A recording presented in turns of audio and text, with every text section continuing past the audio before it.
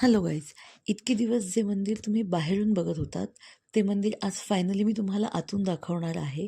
आणि मंदिराच्या सुरुवातीलाच आपल्याला हा सु. ग. शेवडे जे गजानन बावन्नीचे लेखक आहेत त्यांचा फोटो मिळतो. कारण की हे मंदिर कसलं इतके दिवस चाललं होतं. तर हे मंदिर आहे ते आहे गजानन बावन्नीचं भारतातलं पहिलं मंदिर.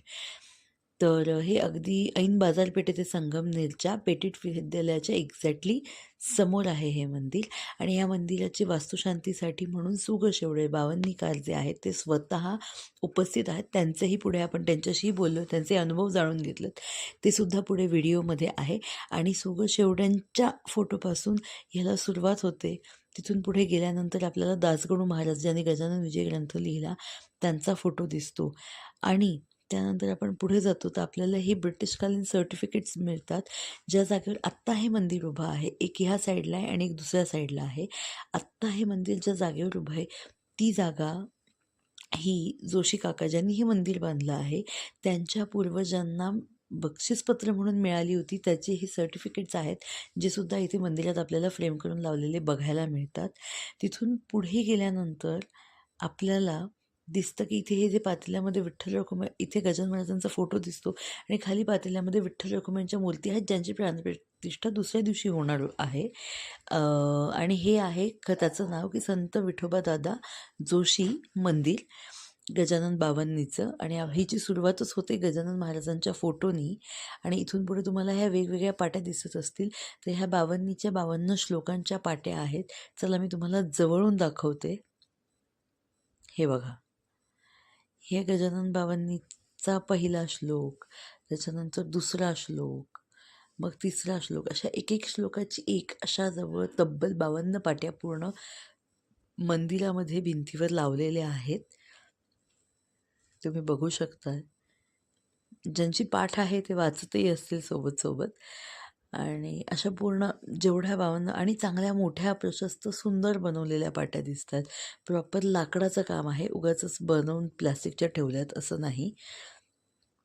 आणि एक महत्त्वाची गोष्ट आहे की ह्या पाट्या ज्यांनी ज्यांनी दिल्या आहेत ना मंदिराला भेट म्हणून, कोणाच्या स्मरणार्थ असतील किंवा कशाही असतील, तर त्या पाट्यांच्या खाली ज्यांनी त्याच्यासाठी डोनेशन दिलं आहे त्यांचं नाव आहे.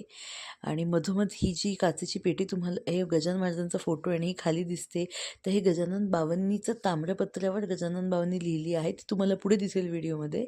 त्याच्यासाठी ही बनवलेली काचेची पेटी आहे. आणि हे बघा, इथून पुढे मागच्या दिसल्या, आता मध्ये गजानन महाराजांचा फोटो आला आणि इथून पुढे परत ते 52 श्लोकांची शृंखला सुरू झालेली आहे. आणि मी तुम्हाला जे म्हटलं होतं, एक मिनटं थांबा थांबा थांबा, मी तुम्हाला जे म्हणते बघा, अखंड तुम्हाला दिसत असेल गजानन आणि सेम आहे, युनिफॉर्म आहे, वेगळं काहीच नाही. इथपर्यंत गजानन बावन्नी पूर्ण 52 पाट्या लावलेल्या आहेत. आणि मी तुम्हाला जे म्हणत होती की पाट्यांच्या खाली नावं आहेत कोणाच्या तरी स्मरणार्थ वगैरे, तर हे बघा, ही एक माझ्या जवळची पाटी ही तुम्हाला मी दाखवते. हे आमदार डॉक्टर सुधीर निवृत्ती तांबे आहेत, त्यांनी भेट दिलेली आहे ही त्यांच्या वडिलांच्या स्मृतिप्रित्यर्थ किंवा स्मरणार्थ म्हणता येईल. काही लोकांनी कोणाच्या स्मरणार्थ दिली आहे, जशी यांनी दिली तशी. काही लोकांनी भेट म्हणून पैसे दिलेले आहेत किंवा मला द्यायचे म्हणून. तर अशा असंख्य आपल्याला जेवढ्याही 52 पाट्या आहेत ह्या प्रत्येक पाटीला कोणतरी भेट दिलेली आहे असं आपल्याला दिसतं. आणि अशा पद्धतीने हे जे बावन्नीचं मंदिर आहे हे अशा पद्धतीने बांधलेलं आहे. आणि असं नाही की फक्त संगमनेर किंवा नाशिक, विविध जे वेगवेगळ्या ठिकाणून ज्यांना माहिती होतं की हे मंदिर बांधलं जातं आहे तर सगळ्यांनी जिथून शक्य आहे तिथून जेवढे शक्य आहेत तेवढे एका पाटीचे पैसे मी देतो अशा पद्धतीने इनिशिएटिव्ह घेऊन हे काम केलेलं आहे. आणि आता संध्याकाळ म्हणजे हे झालं आहे, होम हवन सुरू झालं आहे, वास्तूची पूजा झाली आणि होम हवन सुरू झालं आहे. आणि आता हळूहळू 3 वाजता आहेत. हा आहे जयपूरचा मुखवटा. हे जयपूरवरनं मुखवटा आणि पादुका आल्या होत्या. तर हळूहळू आता 3 वाजेकडे म्हणजे संध्याकाळच्या मिरवणूक कार्यक्रमाकडे सरकतो आहे. बाकी पूर्ण ही पूजा सगळी मांडून झालेली आहे. तिकडे यज्ञसुद्धा चालू आहे आणि हळूहळू आता आपण मिरवणुकीच्या कार्यक्रमाकडे निघतो आहे. तत्पूर्वी जी तांब्याची गजानन बाबांनी बनवलेली आहे ती इथे येणार आहे आणि शेवडे काकांच्या हातून तिचं तिथे म्हणजे तिथे ती ठेवली जाणार आहे. तिला हार वगैरे घातला जाणार आहे, कारण बावन्नीचंच मंदिर आहे, तर बावन्नीचा थाट योग्य तो थाट झाला पाहिजे त्या कारणाने. आणि मग तिथून पुढे संध्याकाळच्या मिरवणुकीला सुरुवात होणार आहे. सो आता आपण ती पार्टी जेव्हा बसेल तेव्हा भेटूयात आणि संध्याकाळच्या मिरवणुकीला भेटूयात. ओके, चला तर मग.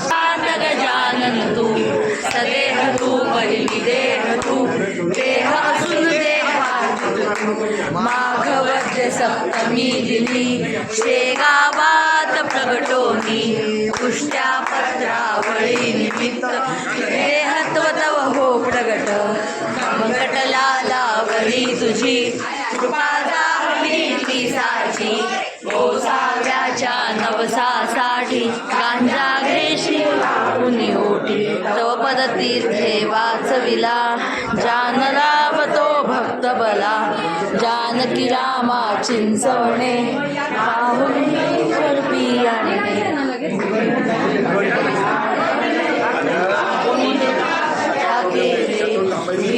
माझी रक्षित गेले देवा जलभरणा मधमाशांचे डंक तुवा सहन सुखे केले देवा ज्ञानाचे काटे योग भले काढून सहजी दाखविले कुस्ती हळशी खेळोनी शक्ती दर्शन घडवोनी वेद म्हणून दाखविला चकित द्रविड ब्राह्मण झाला जळत्या पर्यकावरती ब्रह्मगिरीला ये प्रचिती टाकळीकर हरिदासाचा शांत केला साचा बाळापूरचा समर्थ भक्तची जो होता रामदास रूपे त्याला दर्शन देऊन तो शिविला गोमाता गाढ बहुत होती ताता होताच क्षणी शांत झाली ती जननी पुढे लक्ष्मण शेगावी येता व्याधी तू निरवी दांभिकता पहिली त्याची न चालवून घे साची भास्कर पाटील तव भक्त उद्धरिलासी तू त्वरित आज्ञा तव शिरसावंद्य काकही मानती तुझ वंद्य विहिरी माझी रक्षियला देवा तू गणू गौऱ्याला पितांबरा करवी लीला वठला आंबा पल्लविला सुबुद्धी देशी जोशाला माप करी तो दंडाला सवडत येथील गंगा भारती कुंकुन वाढील रक्तपिती कुंडलिकांचे खंडांतर निष्ठा जाणून केले दूर ओंकारेश्वरी फुटली नौका काळी नर्मदा क्षणात एक माधवनाथा संवेद केले अदृष्ट लोकमान्य त्या टिळकांना प्रसाद तुझी पाठविला सगळ्या प्रेमा लीला दाविली विपरीत चित्ती तव भक्ती कुंडलिकावर विरक्त प्रीती बापुना म्हणे विठ्ठल भक्ती स्वये होशी तू विठ्ठल मूर्ती कवठ्याच्या त्या वाडकड्याला मरी पासुनी पासुनीला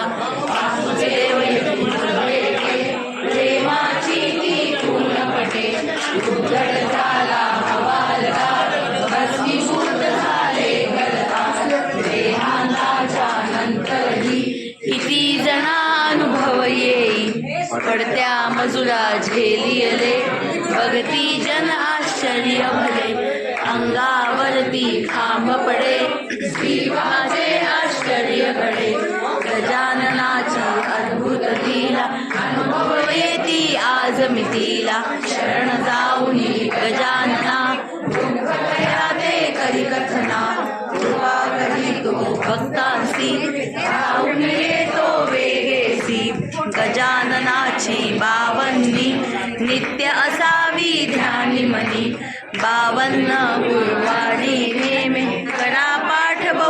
हातीने, विघ्ने सारी पळती दूर, सर्व सुखाचा येई पूर, चिंता साऱ्या दूर करी, संकटातुनी पार करी, सदाचार रथ सद्भक्ता, लागे बघता बघता, गणेश बोले जय बोला, गजाननाची जय बोला, जय बोला हो जय बोला, गजाननाची जय बोला, जय बोला हो जय बोला, गजाननाची जय बोला.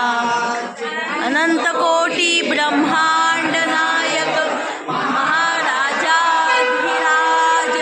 योगीराज परब्रह्म सच्चिदानंद भक्त प्रतिपालक शेगाव निवासी समर्थ सद्गुरु श्री गजानन महाराज की जय, महाराज की जय.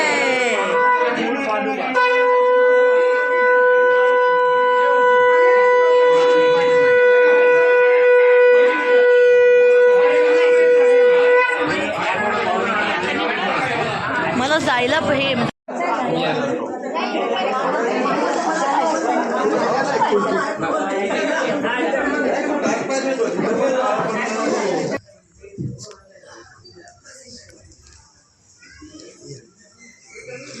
जय जय सद्गुरु गजानना, रक्षक तूची भक्तजना, निर्गुण तू परमात्मा तू, सगुण रूपात गजानन तू, स्वदेह तू परिविदेह तू, देह सुन देहातीत तू, माघवद्य सप्तमी दिनी शेगावात प्रगटोनी, त्या पत्रावळी मिली बाईकचं बटन चालू गोसाव्याच्या नवसासाठी गांजा घेसी लावली ओठी, अवधती देवा सविला जाननावतो भक्तवया, जानकीला मागीन चवणे नासुनी स्वरूपी अणे, मुखीन चंदूचे दादवले काऊनी तुझात त्यागेचे, विरली माझी जलवेना केले देवा जलभरणा, मधमाशांचे पंख तुवा सन सुटे केले देवा, त्यांचे काढे योग काढून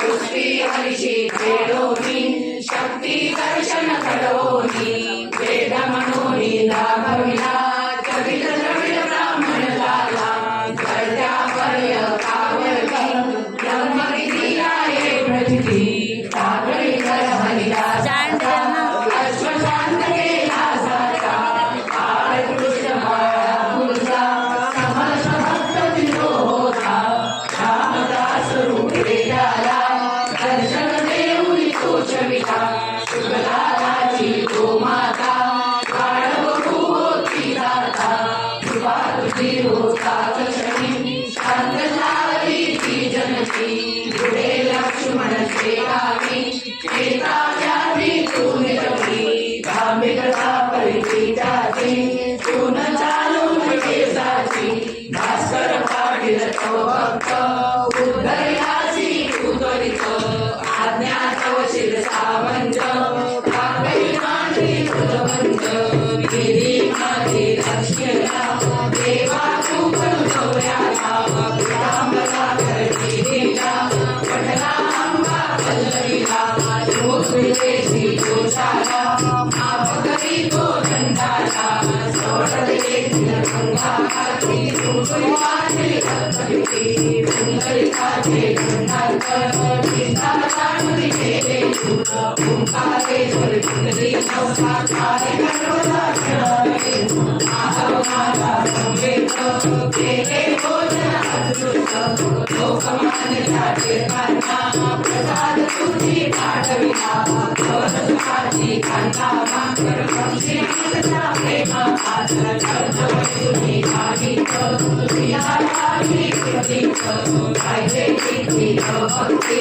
पुंडलिकावर विरक्ती, आपुना मी सुंदर भक्ती, जय होई तू विठ्ठल, अवताराच्या वाचनाला, महिमा तुझी वाचुला, देवी पडत्या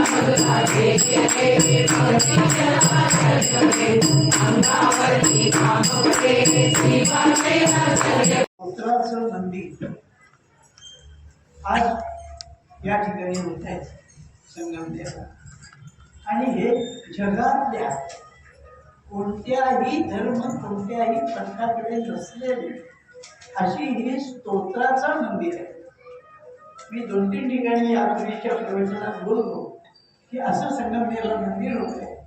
आणि स्तोत्राचं मंदिर भगवंताच्या भक्तीनं भरलेलं अशा गीताचं मंदिर ही कल्पनाच अगदी नवीन आहे आणि पहिली आहे आणि आजपर्यंत कुठेही झालेलं नाही. एक गृहस्थ पुढे आले आणि म्हणाले, अहो गीता मंदिर आहे, मग गीता ही स्तोत्रच नाही का? तर त्यांना सांगितलं, गीता आहे स्तोत्र नाही. दुसरी गोष्ट, गीता स्वतंत्र ग्रंथ नाही. ते गीता हा महाभारतातला एकदम म्हणजे ते 18 प्रकरण महाभारतातली आहे. गीता स्वतंत्र ग्रंथ नाही. आता तेवढाच भाग म्हणतात सुरेश बोले रे जय बोला गजाननाची जय. प्रत्येकाच्या मुखामधून महाराजांसोबत तुमचं वाक्य निघतं, नाव निघतं. तुम्ही अजरामर झाले महाराजांच्या कृपेने. आणि महाराजांनी माऊलींनी एवढी मोठी कृपा केली, तुमचं किती परम भाग्य असेल. बाबांनी हे जगातलं पहिलं असं स्तोत्र की ज्याचं मंदिर होतं. हो सर. फार मोठं आहे कार्य. बरं BA झालं तुमचं.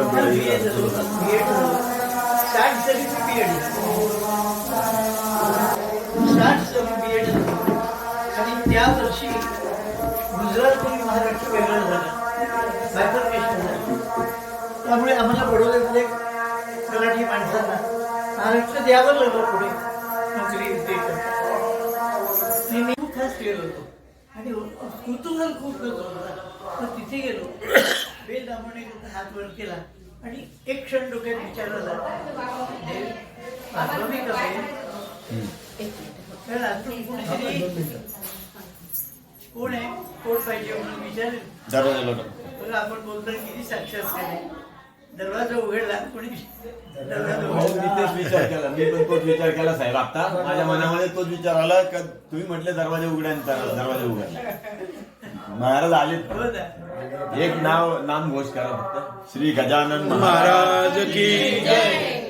आणि त्यांनी आतून दार उघडला आणि मी असं चकित झालो. देव प्रवृत्ती सणवारांची स्मृती राखुनी आचरण्या, मातृपितृ गुरु श्रेष्ठ संत याविषयी मनी आदर धरण्या, राष्ट्र आमचे स्वतंत्र करण्या, ज्यांनी आत्मार्पण केले क्रांतीवीर ते हृदयी अमुच्या, नित्य असावे मान्य भले, देर जरी मम दूर राहिला, मन परिते मागे परते, जननीला अन जन्मभूमीला सोडून येते नागमते, अशीच वृत्ती राखी देवा माझी अन मम बाळांची, लक्ष तुझे भगवंता असू दे, क्षमा करी अपराधांची, क्षमा करी अपराधांची, क्षमा करी. सो गाईज फायनली संध्याकाळची मिरवणूक वगैरे सगळं झालं आणि त्याच्यानंतर मी परत आले होते नाशिकला. कार्यक्रम झाला पूर्ण, सगळं छान मिरवणूक झाली. शेवडे काकांचं 2 मिनटाचं म्हणजे ते प्रवचन नाही, पण त्यांनी 2 मिनटाचं जे आपल्याला एक जनरल बोलले आपल्याशी, ते सगळं झालं. कार्यक्रम झाला आणि भजनी मंडळाचा कार्यक्रम सुरू झाला आणि मी निघाले संगमनेरवरून आणि इथे येऊन पोहोचले 9-9:30 वाजता आणि उपवास वगैरे सोडला. जेवण वगैरे झालं आणि आता फायनली मी व्लॉगचा एंड करते आहे. सो आय होप तुम्हाला आजचा व्हिडिओ आवडला असेल. व्हिडिओ जर आवडला असेल तर व्हिडिओला लाईक करा, छानशी कॉमेंट करा, जास्तीत जास्त शेअर करा, कारण शेअरिंग इज केअरिंग. चॅनलला सबस्क्राईब करून बेल आयकन दाबायला विसरू नका. आता मी हळू बोलते कारण की घरात सगळेजण झोपलेले आहेत, त्याच्यामुळे मी हळू बोलते आणि खूप दमलेले पण आहे. माझा आवाजही थोडा बसला आहे, त्यामुळे पण हळू बोलते. सो आपण भेटूयात उद्याच्या व्लॉगमध्ये. तोपर्यंत राम राम मंडळी.